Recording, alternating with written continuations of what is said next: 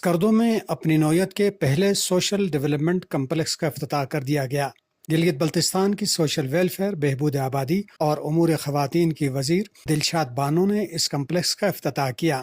اس موقع پر خطاب کرتے ہوئے صوبائی وزیر نے کہا کہ اسکردو میں اس کمپلیکس کا قیام ہمارا ایک دیرینہ خواب تھا۔ اس کے قیام پر میں محکمے کے سیکریٹری سمیت تمام اہلکاروں کو خراج تحسین پیش کرتے ہوں۔ گلگت بلتستان میں خواتین کو ترقی کے زیادہ سے زیادہ مواقع فراہم کرنا ہماری حکومت کی اولین ترجیحات میں شامل ہے۔ گلگت بلتستان اسمبلی کے رکن کنیز فاطمہ نے کہا کہ ماضی میں بطور اس محکمے کے پارلیمانی سیکریٹری کے اس ادارے کے قیام کے لیے دن رات کام کیا۔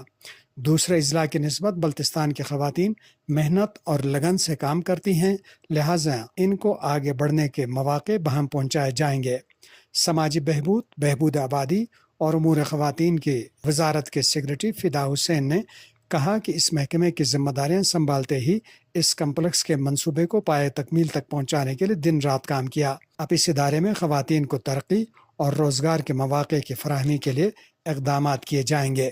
Lady social welfare officer Skardu سبین Zahra نے کہا کہ اس کمپلیکس میں سوشل ویلفیئر، بہبود آبادی اور ترقی خواتین کے اداروں کے دفاتر ایک ہی چھت کے نیچے قائم کیے گئے ہیں، جس سے بلتستان بھر کی خواتین کو سہولت حاصل ہوگی۔ بعد میں مہمانوں نے کمپلیکس کے مختلف حصے دیکھے۔